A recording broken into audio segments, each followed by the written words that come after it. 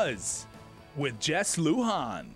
Hey, we're back, and we have a live studio audience here. We have the students from St. John's, right? Ages 11 to 14, 15, I think it is. Say hello. You're all set. Say hello.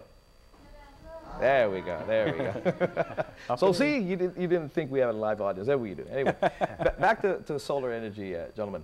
Net metering, virtual net metering. This is a very interesting component because I read some of these. Again, not to be confused with net metering. With net metering, yes. Yeah. Okay, so virtual net metering, again, is really, really like Nintendo type stuff, with the 3D glasses again and all that. Now, you're saying a facility, off-site facility that let's say someone builds a 180 megawatt facility out there, a solar farm basically, okay?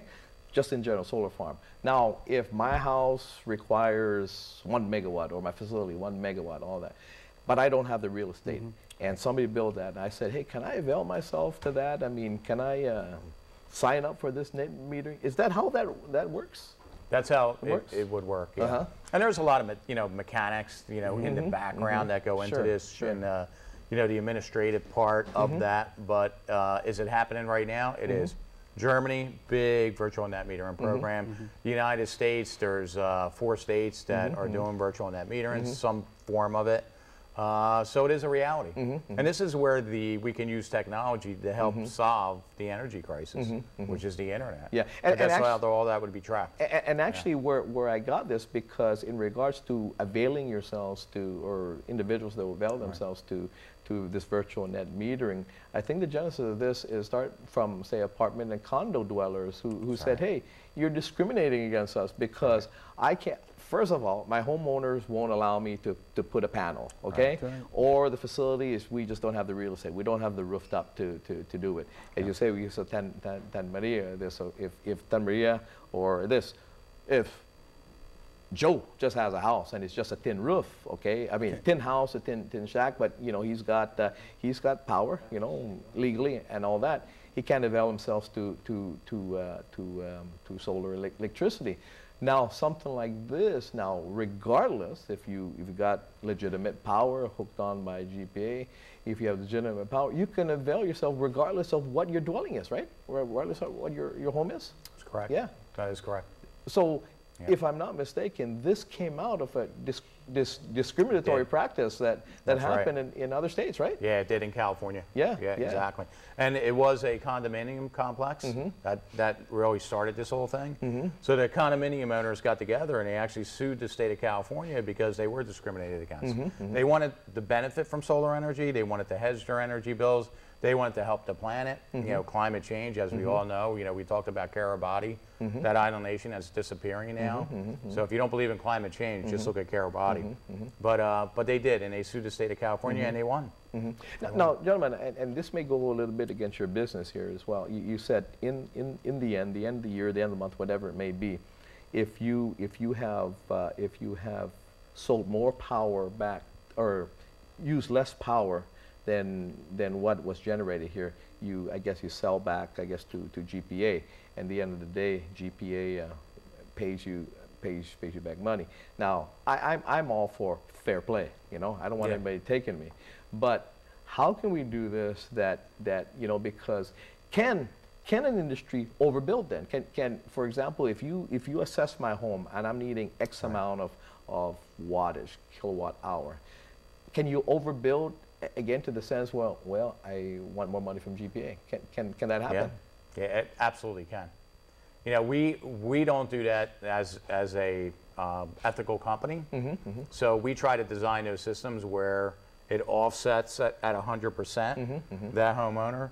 But you're right. I mean, say the homeowner goes on vacation for 3 months and is off island. So all that energy is being pumped back into the grid, which is good because it's benefiting GPA during the day.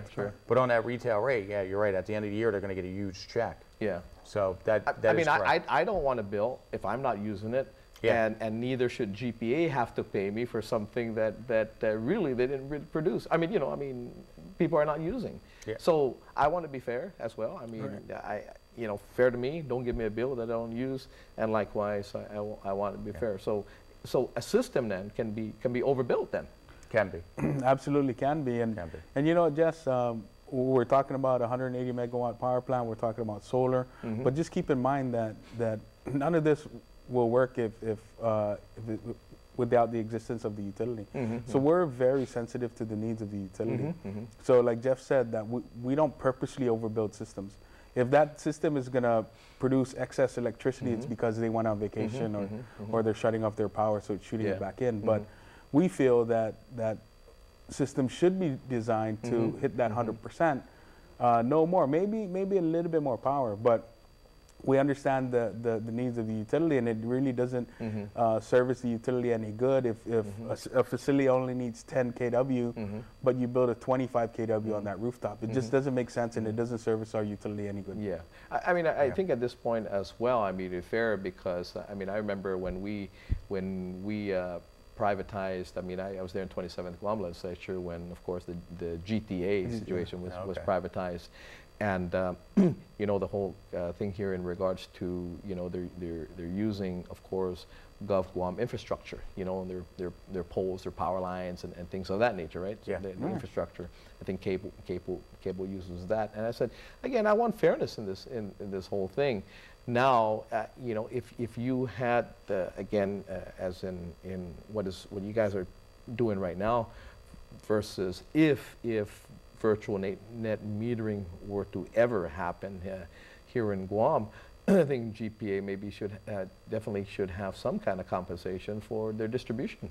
Yeah, you know, and this goes really back to the net metering debate. You know, that debate's going on for about 10 years now, not just here in Guam, but all over the world, and especially really in a couple hot spots in the United States, Arizona and Nevada. You know, are having a major debate over net metering.